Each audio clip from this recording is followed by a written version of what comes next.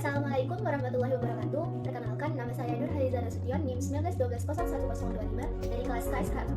Dalam video kali ini, saya akan membagikan tentang contoh etnobotani tumbuhan obat. Namun sebelum ke contoh tumbuhan obat, saya terlebih dahulu akan menjelaskan tentang apa yang dimaksud dengan etnobotani, apa itu tumbuhan obat, dan apa saja jenis-jenis tumbuhan obat. Nah, etnobotani sendiri ialah ilmu yang mempelajari tentang pemanfaatan berbagai macam tumbuhan oleh masyarakat. Umumnya, tumbuhan yang digunakan atau dimanfaatkan ialah tumbuhan yang memiliki kegunaannya masing-masing. Ada tumbuhan yang berfungsi sebagai obat-obatan, tumbuhan sebagai bahan kosmetik, tumbuhan sebagai bahan pakan ternak, tumbuhan sebagai bahan pewarna alami, tumbuhan sebagai bahan bangunan, dan banyak kegunaan lain. Selanjutnya, apa itu tumbuhan obat? Nah, tumbuhan obat ialah semua spesies tumbuhan yang memiliki kandungan senyawa yang bermanfaat serta berkhasiat untuk mengurangi, mencegah, atau menyembuhkan suatu penyakit. Tumbuhan obat terdiri atas 3 jenis. Yang pertama ialah tumbuhan obat tradisional, yang kedua ialah tumbuhan obat modern, dan yang terakhir ialah tumbuhan obat potensial. Yang pertama, tumbuhan obat tradisional ialah tumbuhan yang dipercayai secara turun-temurun dan digunakan oleh masyarakat setempat sebagai bahan baku obat. Kemudian, tumbuhan obat modern ialah tumbuhan yang secara ilmiah dan setelah digunakan secara medis sebagai bahan penyembuh obat dan kegunaannya dapat dipertanggungjawabkan. Dan yang terakhir ialah tumbuhan obat potensial, ialah tumbuhan yang diduga memiliki kandungan sebagai obat-obatan namun belum diuji secara ilmiah. Berikut merupakan contoh jenis tumbuhan obat. Berdasarkan praktikum etnobiologi yang saya lakukan di sekitar rumah, saya menemukan 7 jenis tumbuhan obat. Yang pertama ialah kayu urip, yang kedua kunyit, ketiga sirih Cina, keempat sirih merah, kelima jahe, keenam lidah buaya, dan yang terakhir ialah cocor bebek. Selanjutnya saya akan menjelaskan satu persatu dari ketujuh jenis tumbuhan obat berikut. Yang pertama adalah kayu urip dengan nama latin Euphorbium tirachuli. Tanaman obat ini dengan nama lain tanaman patah tulang dipercaya oleh masyarakat setempat mengandung getah berwarna putih yang kaya manfaat. Secara turun-temurun, getahnya digunakan sebagai obat sakit gigi. Selain itu juga, kulit tumbuhan ini diketahui mampu mengobati patah tulang. Yang kedua ialah kunyit dengan nama latin Curcuma domestica. Kunyit sendiri merupakan tanaman obat berupa semak yang memiliki kandungan aktif kurkumin yang kaya akan manfaat.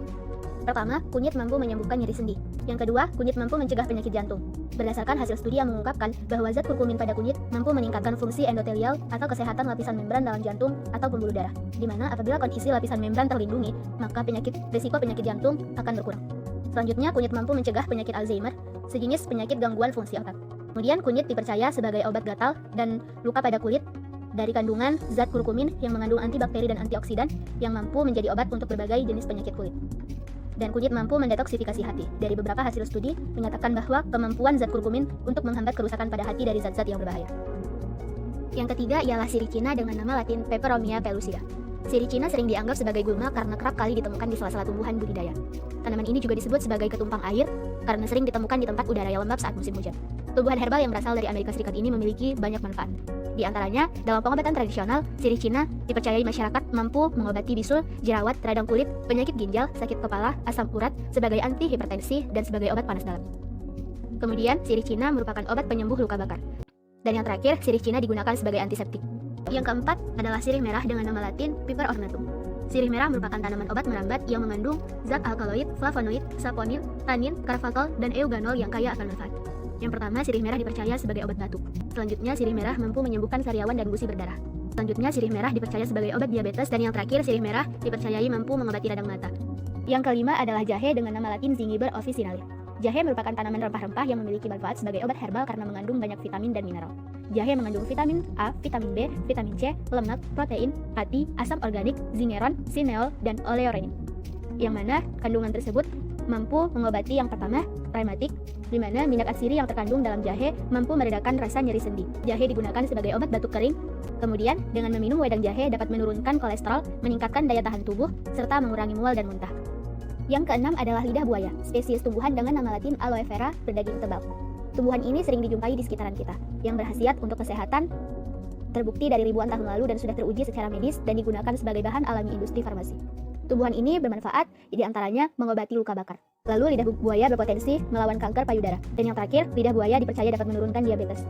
Dan yang terakhir adalah cocor bebek dengan nama latin Kalanchoe pinnata. Tanaman ini merupakan tanaman liar berdaun tebal dan mengandung banyak air. Memiliki kandungan vitamin C, tanin, glukosid, flavonoid, steroid, dan juga lipid. Di mana cocor bebek menjadi tumbuhan obat yang mampu mengatasi diare. Lalu cocor bebek dapat mengatasi nyeri lambung dengan mengonsumsi ekstrak daun cocor bebek. Cocor bebek juga mampu meredakan atau menurunkan demam, dan cocor bebek juga mampu mengatasi amandel. Demikianlah penjelasan saya mengenai etnobotani tumbuhan obat beserta contoh tumbuhan obatnya. Apabila ada kesalahan, saya mohon maaf. Terima kasih telah menonton.